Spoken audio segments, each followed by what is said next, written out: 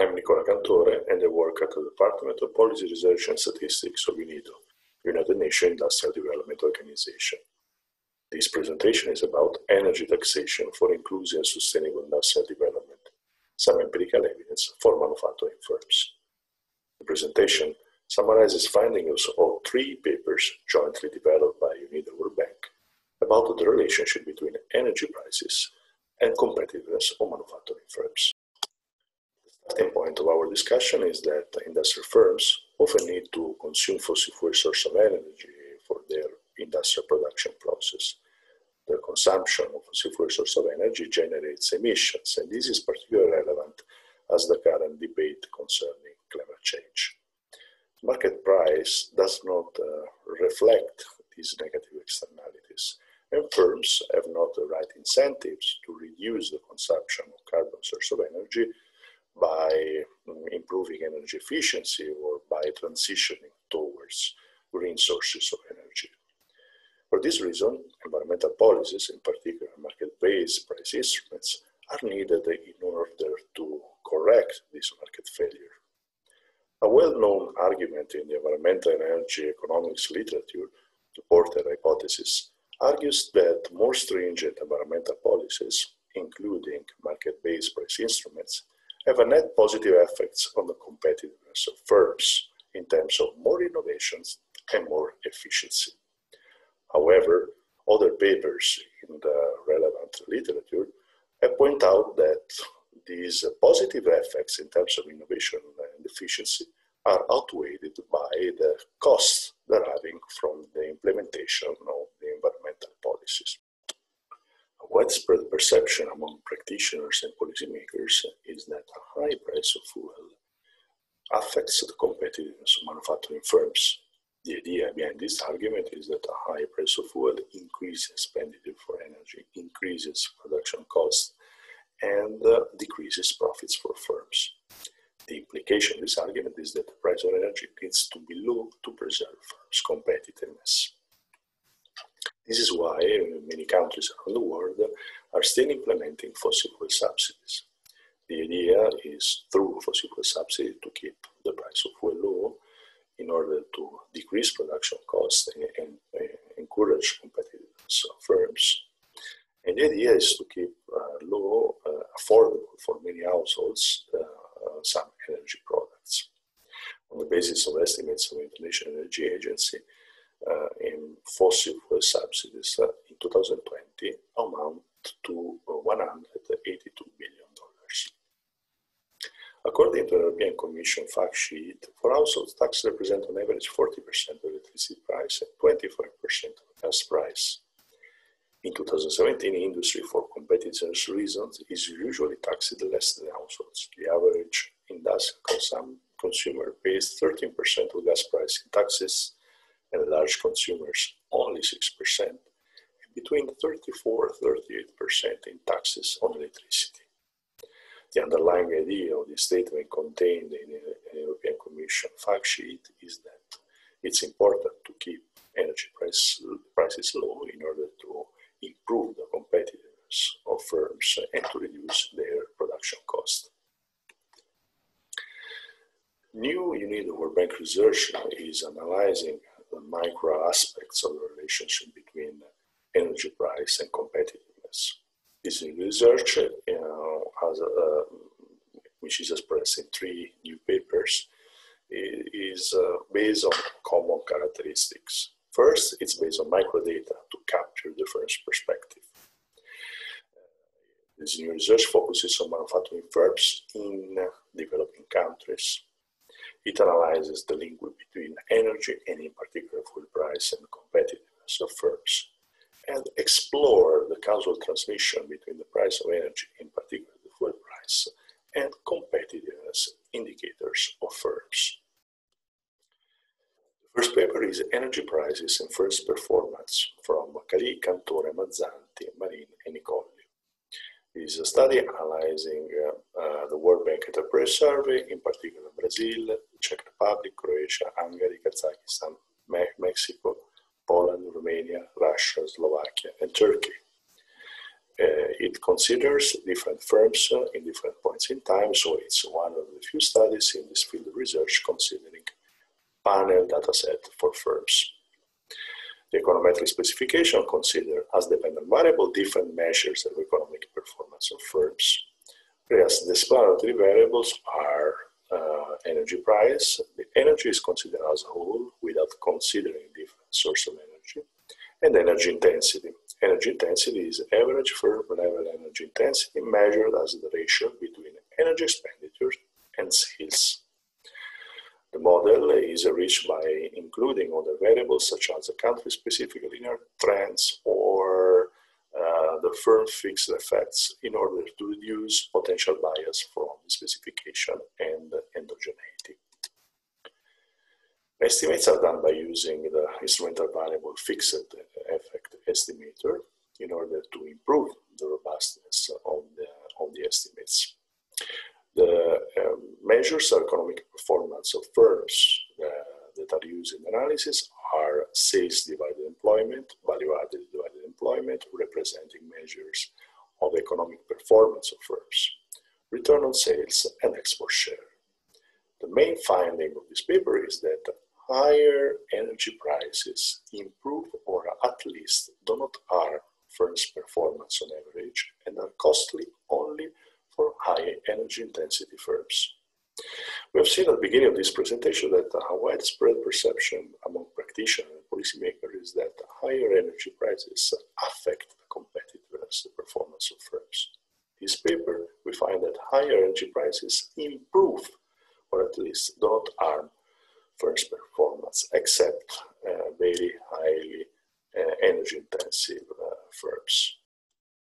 Second paper is Too Much Energy, the Perverse Effects of Low Fuel Prices on Firms, from Cali, Cantore, Iacobone, Pereira Lopez, and Presidente. This is a study considering firm panel data of Mexico 2009-2015, the Encuesta Nacional de la Industria Manufacturera, and the firm level data in Indonesia 1998-2015, the Indonesia Survey of Manufacturing Plants. The econometric estimating equation considers as dependent variable different measures of economic performance. The explanatory variable is again the energy price, but this time we distinguish between across different sources of energy. So we have the energy price of fuel and the energy price of electricity.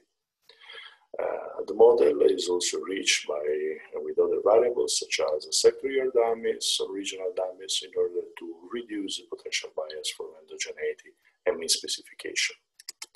An instrumental variable approach is also used in order to improve the robustness of the estimates.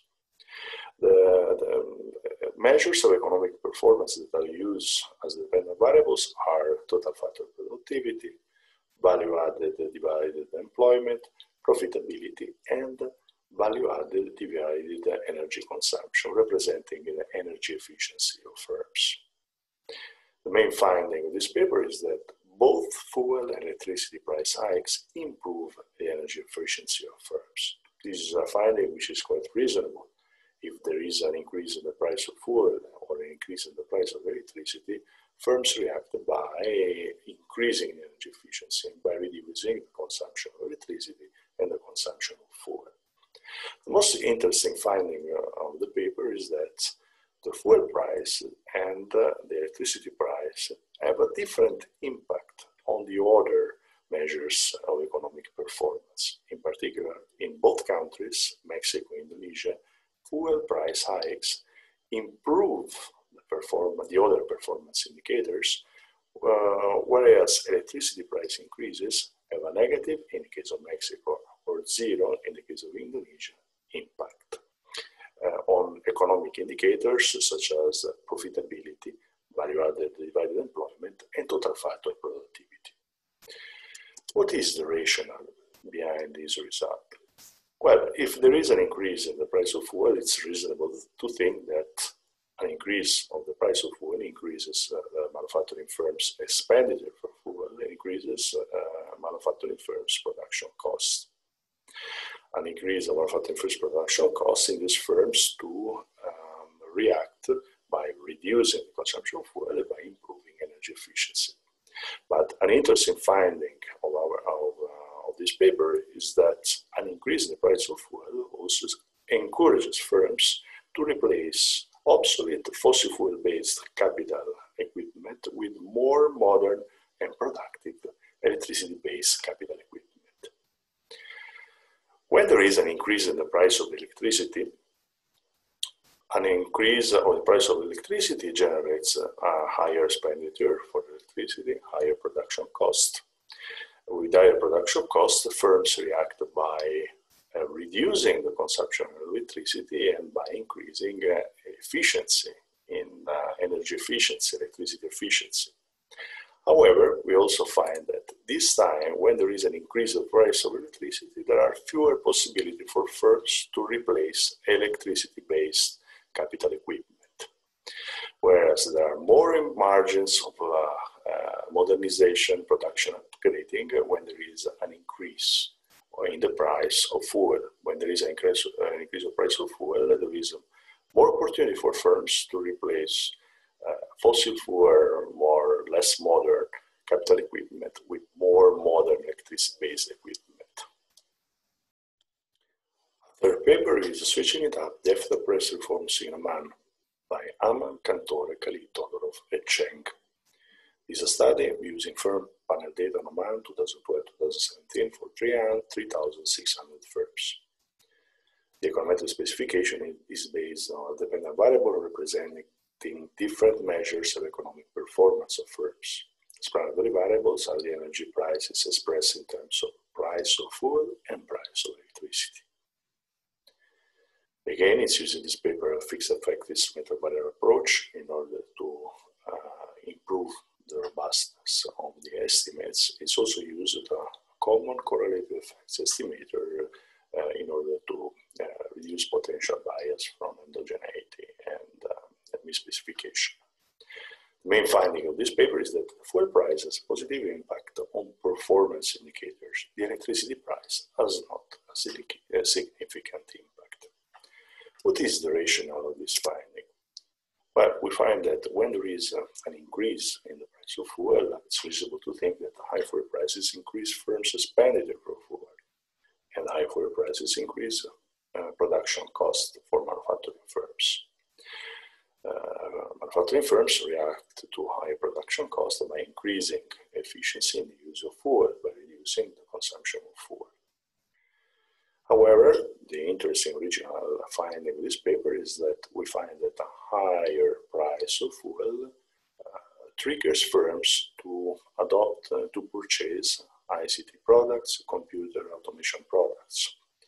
A higher price of fuel triggers modernization and upgrading of production process. So whereas in the paper that we have described previously, we have seen that an increase in the price of fuel triggers substitution of obsolete fossil fuel-based capital equipment with more modern and productive electricity-based capital equipment. In this paper, we find that a higher fuel price triggers upgrade and modernization of the production process through ICT products, automations, and computers. These three papers seem to go towards the same direction in terms of their conclusions. First, there is not necessarily a trade-off between environmental policies and industrialization. Second, environmental and energy policy can be part of the industrial policy agenda. They are not necessarily in conflict. Third, high fuel prices and the removal of fossil fuel subsidies may not necessarily be a threat to development in developing countries, whereas at the beginning of this presentation, we have seen that a widespread perception among practitioners and policymakers is that the removal of fossil fuel subsidy and the high fuel prices can be detrimental for competitiveness of manufacturing firms and for growth. In terms of future research, a new strand of research will now elaborate on the impact of different sources of energy on competitiveness indicators. So it's important to analyze the impact of different sources of energy and not the impact of energy as a whole on the competitiveness of manufacturing firms. And second, an additional new area of research is how to help firms adjust their production in response to changes in energy prices of different types. Many thanks for your attention.